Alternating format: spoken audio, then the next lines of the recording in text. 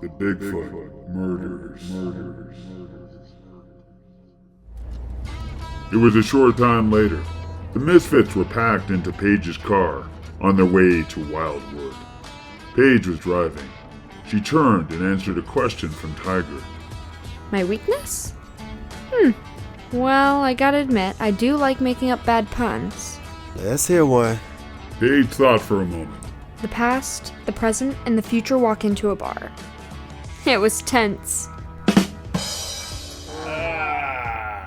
Everyone groaned. Oreo was in Maguire's lap.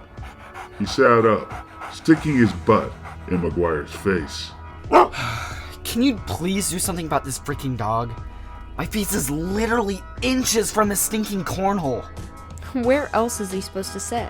Just then, Oreo farted in Maguire's face. Ugh. Oh, he gassed me. Oh my god. Ow. Can somebody roll down a window? As the Misfits drove along, they took turns picking various tunes to listen to.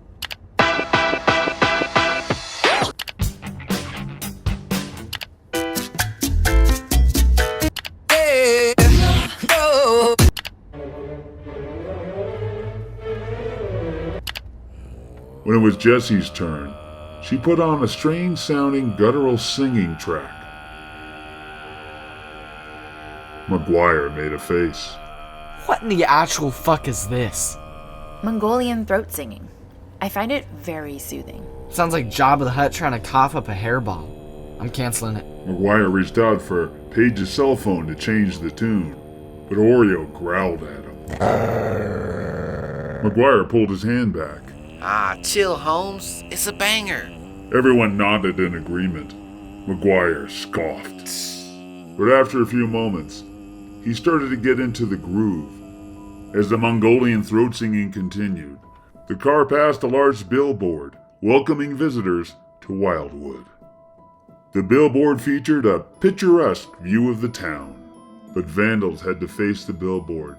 It painted a scary-looking silhouette of Sasquatch peering out of the woods, along with the words in dripping red paint, "Home to Bigfoot." Paige turned off the main road and headed into the town of Wildwood. It was a small, quaint, mountain village nestled in the Georgia backwoods. Paige followed Big Bill's Mustang down the main street. The Misfits peered out the car windows with amused expressions on their faces. Half the town seemed to be dedicated to cashing in on the Bigfoot rep. Stores were filled with cheesy Bigfoot merch. There was a Bigfoot motel, and even a Sasquatch museum. Big Bill and Paige parked in front of the sheriff's office. A few moments later, the Misfits and Big Bill sat in front of Sheriff Earl Moorehouse, a serious man in his 40s who liked to fish. Got a call from Agent Duncan this morning. I'm a huge fan of hers, by the way. She said you wanted to do some investigating regarding Emily Carter's disappearance. You think it might be connected to the Bigfoot massacre of '92? That's a theory we're working on. What can you tell us about Emily Carter? Good girl. She just graduated from GU. She was working at the Hair of the Beast while she was waiting to apply to grad school. She has family here? Her dad is Joe Carter. He owns the Beast and about half of the other businesses around here. If Joe's got bank, money might be a motive. Have you received any ransom demands? Nope, and we would have by now, if that's what this was about. Sheriff Moorehouse looked off as a dark cloud of emotion washed over his face. Emily's like family to me. This is hard. You know, when people go missing in these parts, they don't come back. The Misfits looked at each other with concerned expressions. What about the dude who says he saw Bigfoot? Chip Dean, he's in custody. How do you know the victim? He and Emily have been friends their whole lives. Chip's parents were moonshiners. Chip's mostly kept his nose clean. Till now. He has a steady job at the Bigfoot Museum. As far as motives go, he has a pretty major crush on Emily. And she wasn't reciprocating, so he assaulted her. That's my theory. Danny shook his head. My cheddar is still on Squatch. Can't be Bigfoot. Emily's car was tampered with. Somebody removed the distributor cap so it wouldn't start. No monster did that. Can we talk to the suspect? Jassi? Why not? We're trying to develop interrogation skills. Sheriff? Normally, I wouldn't allow. However, Sheriff Moorehouse reached into his desk and pulled out a copy of Agent Duncan's best-selling book. The sheriff smiled. I'm willing to bend the rules a little if you can give me an autograph. A few moments later, the Misfits and Big Bill were led by Sheriff Moorehouse into the cell area. Inside one of the barred cells was Chip. Chip, you have some visitors. Chip eyed the Misfits warily. Who in the hell are you weirdos? Big Bill flashed his FBI badge. We'd like to ask you a few questions. Chip shook his head and pointed at Sheriff Moorehouse. I told him the fucking truth more than 50 times. I didn't do nothing to Emily. 'Cause it was Bigfoot, right? I saw the bastard. I don't care what y'all think. Chip hung his head. Jassi noticed that his hand was trembling. Sasquatch didn't disable Emily's car. That was you, pal. Just admit it. Chip and Big Bill stared at each other. I was trying to be romantic. I wanted to walk her home. Did you attack her? No, I love Em. She loved me too. If it wasn't for her fucking dad, we'd be married. Tears welled up in Chip's eyes. But now that thing has her, we have to find her, man, before... Chip buried his face in his hands, sobbing. The Misfits looked at each other. They realized he wasn't faking his emotion. But Big Bill just stared at him, stoically. Just then, Oreo jumped up on the bars and licked Chip's hand. Hey there, bud. Down, Oreo. Leave it. Oreo ignored Paige. He continued to lick Chip's hand and wag his tail. Chip patted him on the head. Good boy. A curious look passed over Paige's face. Thank you for your help, Chip. We'll let the sheriff know if we have any further questions. As they walked out, Chip called after them. Y'all gotta find Em, please. I'm begging y'all. Find her. A few moments later, the Misfits and Big Bill exited the sheriff's office. Guilty as sin. He did it. Where's the evidence? Bruh, he was missing his front teeth.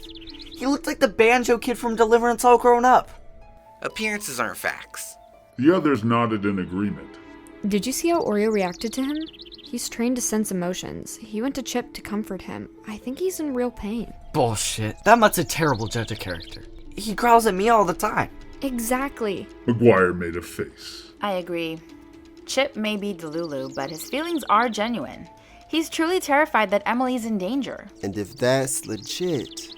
Big Bill shook his head. Has it ever occurred to you geniuses that criminals lie a fuck of a lot? Just because a perp squeezes out a few crocodile tears doesn't mean he's innocent. Ha! See? I told you the Duke of Hazard did it. Suckers! It doesn't mean he's guilty either, shithead. We need more evidence. Tygar, what's our next move? We should talk to Chip's KAs. Bill nodded, but Maguire looked baffled.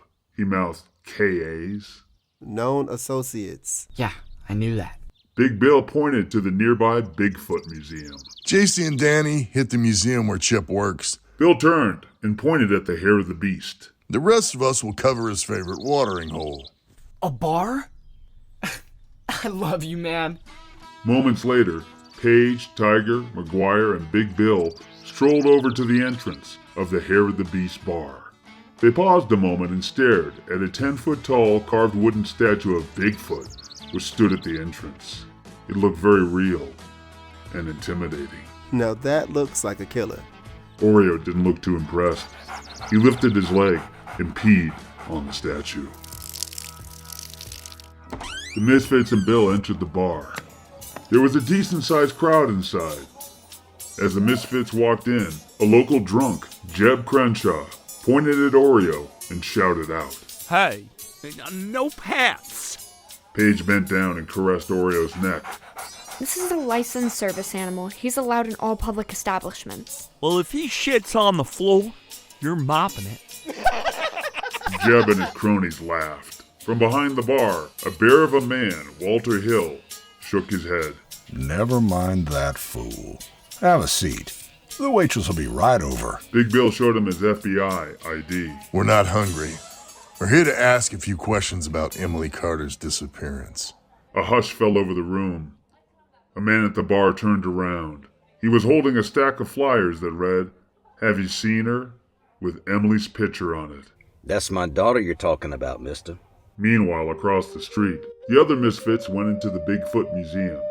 Surprisingly, it wasn't cheesy.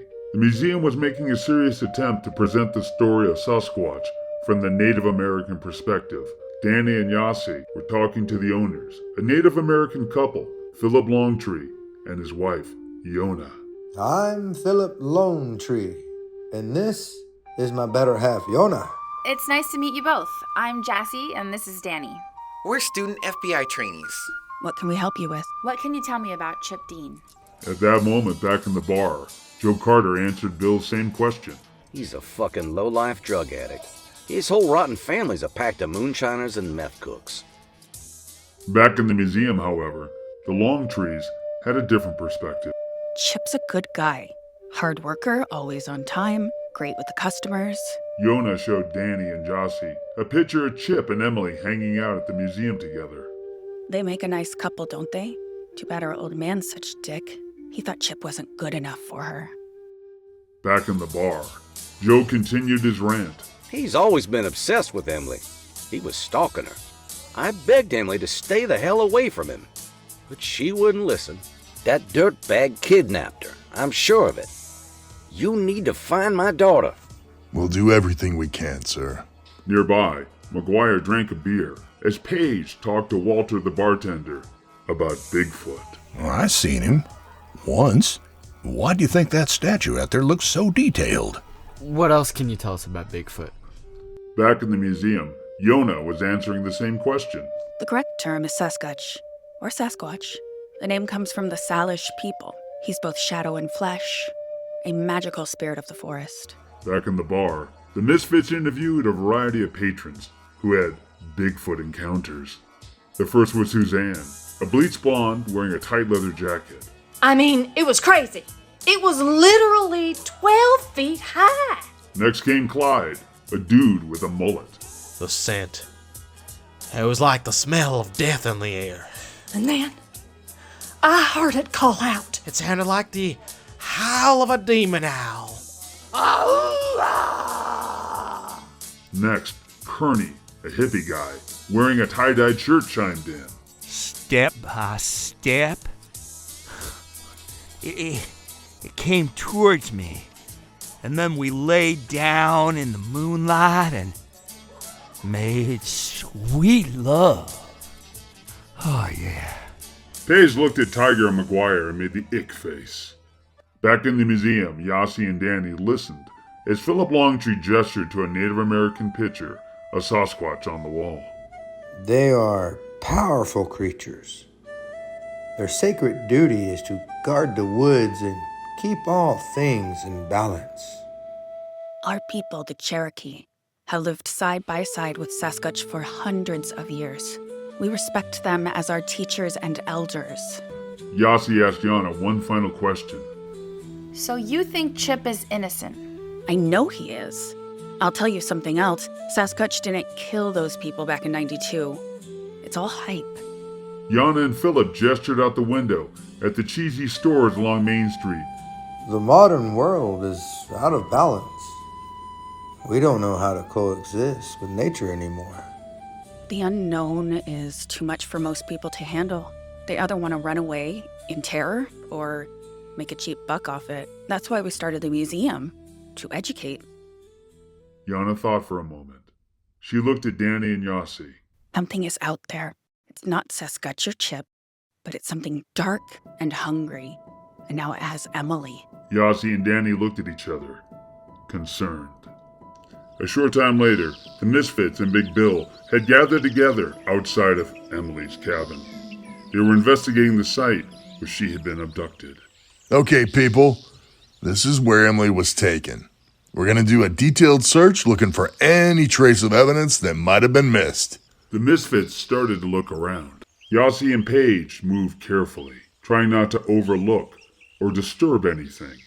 But Maguire stomped past them, blowing a cloud of vape smoke in their faces as he went by.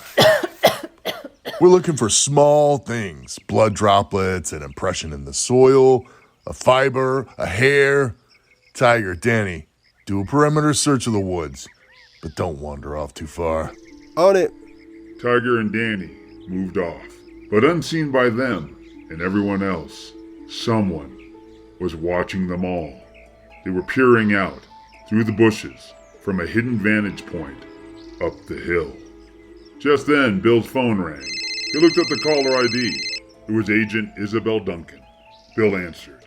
Agent Duncan, can I do you for? Hey, just checking in. How's it going out there? We haven't turned up anything yet. We're doing an R&I at the crime scene right now. How the Misfits doing? They driving you insane yet? You know, I'm actually surprised. A couple of them might have a brain cell or two. That's high praise coming from you. Nearby, Tygar was searching the bushes and ground with Danny when suddenly he spotted something. Tygar bent down. He picked up a small, distinct-looking blue flower. That's weird. What's that? It's probably nothing. I'll show you later. Tygar tucked the blue flower into his pocket. Danny pointed into the bushes up the hillside. I'm gonna have a look up there. Danny creeped quietly through the undergrowth, carefully examining everything. He noticed that several branches were broken. Something big came up through here. As Danny moved along, the unseen stranger followed him, moving along slowly and quietly through the undergrowth, stalking him.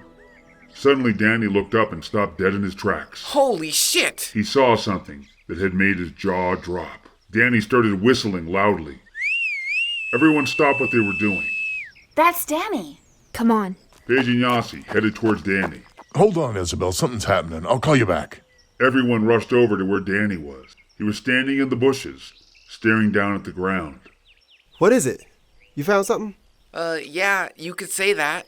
Danny stepped aside to reveal a giant Bigfoot footprint. OMG! Oh, sick! Whoa, is that real? Damn, dog. Tygar bent down and examined the footprint closely. Careful, don't touch it. Bill turned to Maguire. Go to my car. I have some quick mold in the trunk. Get it. You got it, Chief. Maguire ran off. The unseen observer watched Maguire go, then turned back to the rest of the Misfits. They started moving closer. Oreo suddenly perked his ears up, sensing something. He started to bark. What is it, Oreo? Just then, Jassi looked up and saw something up the hill. Look! She pointed. A short distance away was a person. They were dressed in all black, and they were sitting atop a dirt bike. They were wearing a black helmet with a visor pulled down. Big Bill called out. Bill Akerman, FBI. Can I help you? The intruder didn't answer. They just stared at them, menacingly. Oreo growled. Is there a problem? The biker still didn't answer. Yo! Daft Punk! Say something, mofo! Maguire picked up a stick and began marching towards them. Don't make me come up there and open a can of whoop ass! Maguire, don't! Kid, stand down. Don't worry, this douchebag doesn't scare me. Suddenly the biker hit the throttle and took off down the hill at full speed, heading right for Maguire. Maguire screamed and fell backwards, covering his face with his hands. The biker hit a bump and jumped right over him. The biker landed and continued on, barreling through the stunned Misfits, popping a wheelie as they raced by. Paige caught a glimpse of a distinctive skull sticker on the side of the biker's black helmet. The biker raced off into the woods and disappeared. Shit! Big Bill helped Maguire to his feet. You okay? Yeah, Maguire don't crack that easily. What was that shit all about? Who knows? But I don't like it. Let's just get the mold and get out of here before it gets dark. Good idea. It was later that evening. The Misfits and Big Bill were at the Bigfoot Hotel, a touristy inn that featured cheesy Bigfoot-themed decorations. The Misfits shared 2 rooms connected by an interior door. They were busy reviewing evidence from the case files. Danny was examining the plaster mold they made of the Sasquatch footprint. Nearby, Tygar was on his computer, doing research into Sasquatch sightings in the area. Jassi was writing on her laptop. She had started a detailed profile of the killer. Meanwhile, Paige was looking over the grisly autopsy photos of the victims from the 92 attacks. Maguire was on his phone, checking sports scores and listening to music. Big Bill sat in a chair rubbing his temples. He looked like he had a major headache. Can you turn the noise down? It's making my head explode. Okay, Boomer. Maguire turned the volume down. Paige came over to Big Bill. How are you doing, Agent Akerman? Not so good. Can feel a wicked migraine coming on. I might have to shut down soon. What's up? Can you come look at something? I noticed a couple of weird things on the autopsy photos from the 92 victims. Bill followed Paige over to her table, where she had the autopsy photos spread out. Paige pointed to a close-up of a vicious wound found on a victim. Many of the wounds are more consistent with injuries left by a wild animal than a human. Yeah, I know. It's weird.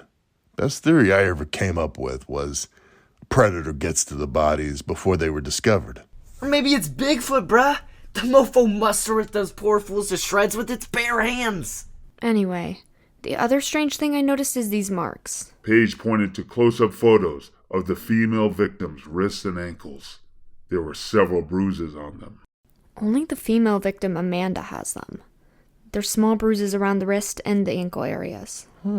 They show signs of healing, so this occurred prior to death. Bill took a closer look at the photo. He looked up at Paige and nodded grimly. They look like rope burns. Wait, you're saying Bigfoot tied her up before killing her? Someone did. That would mean the killer kept the victim alive. How long? Judging by the blood clotting, I'd say at least a week. If that's the killer's MO, then Emily might still be alive. Bill let out a groan and rubbed his temples again. You okay? Nah, I'm gonna have to call it a night. I'm sorry. Good work today, everybody. Keep at it, and I'll check in with you in the morning.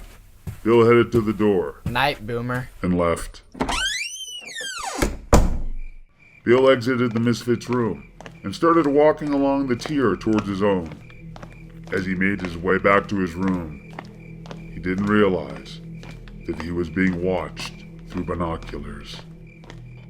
A short time later, Jassi was hard at work, writing up her profile. Maguire sauntered over to her. What up, J-Money? I'm trying to put together a detailed profile of the killer based on the evidence so far. Sweet. Jassi kept working, hoping he'd go away. But Maguire took a seat next to her and stared at her as she wrote. What are you doing? Just watching you work. Can you go somewhere else, please? It's hard to concentrate with you looking over my shoulder. Maguire shrugged and went over to Paige. Need some help? I'm good. Maguire stared off. He didn't know what to do with himself. Bored, he started clicking his tongue, making a really annoying sound.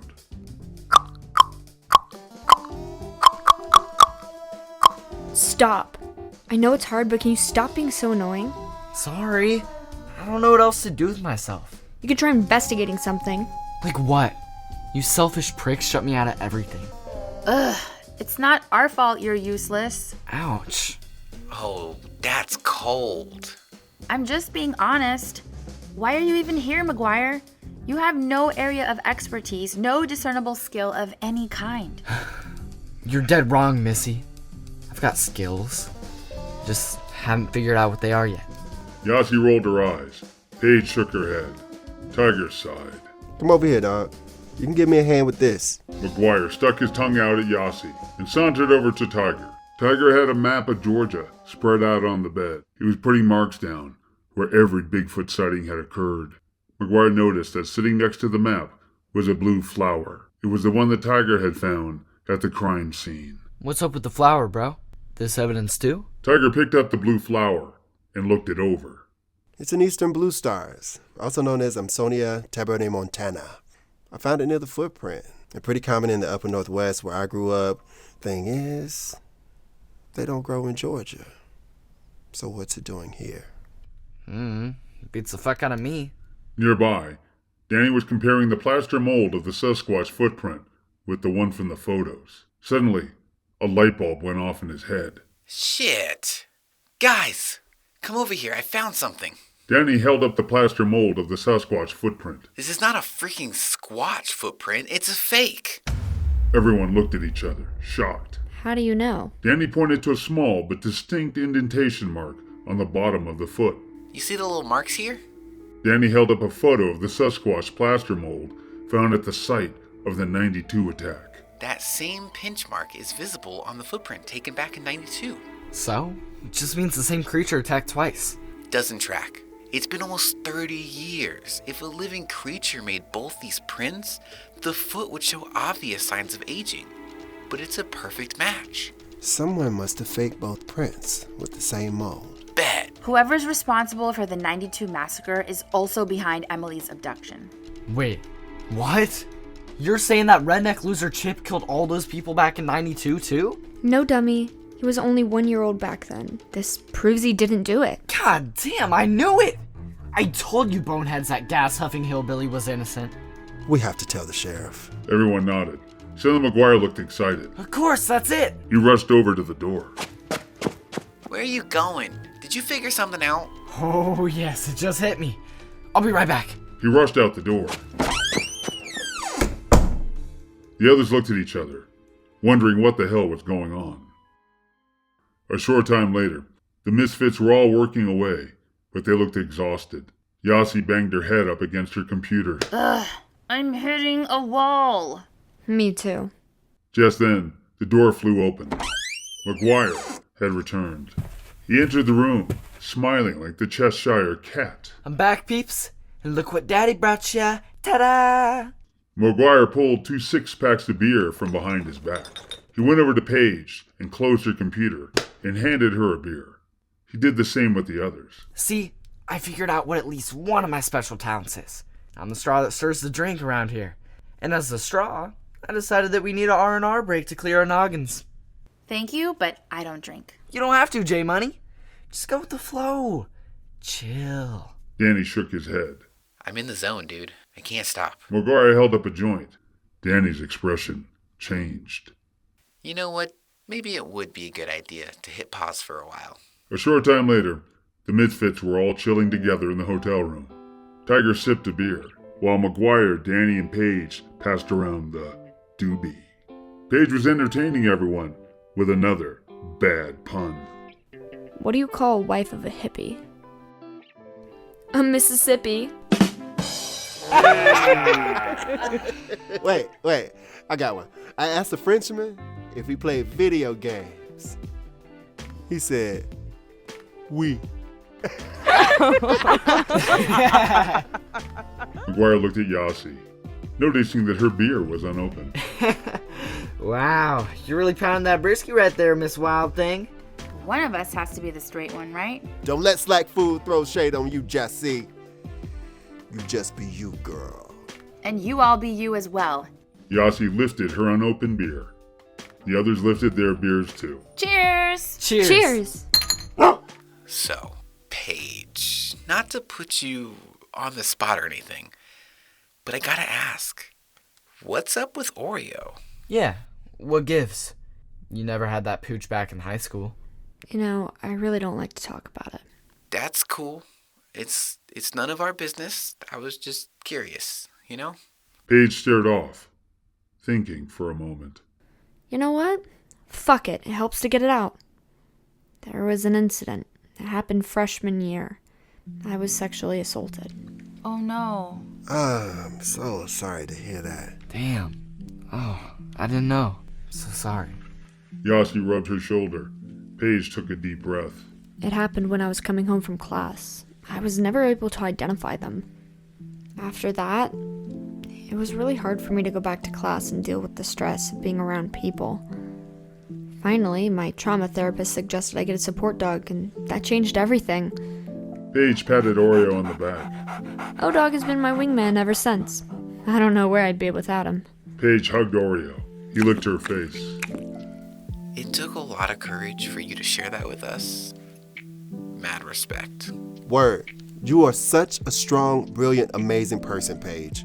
I'm humbled and honored to be your friend. And if anybody ever tries to fuck with you again, they're gonna have to come through me. And me. And me. Me too, goddammit. Paige got teary-eyed. Thanks, guys. I really appreciate that. Alright, enough with all this serious bullshit. Turn up the music, this is supposed to be a party. Woohoo, you got it? Maguire started blasting the tunes again. At that moment, however, outside, in the parking lot, a dark figure suddenly stepped out of the bushes into view. They were dressed all in black, wearing a motorcycle helmet with a skull sticker on it. It was the Black Rider. They looked around, making sure they were not watched. Then they crept through the parking lot until they reached Paige's car. The Black Rider crouched down and took out a small GPS tracking device with a blinking red light out of their pocket. They slipped their gloved hand under the bumper of Paige's car and placed the tracking bug there. The Black Rider then crept back over to their dirt bike. They hopped on and drove off into the night.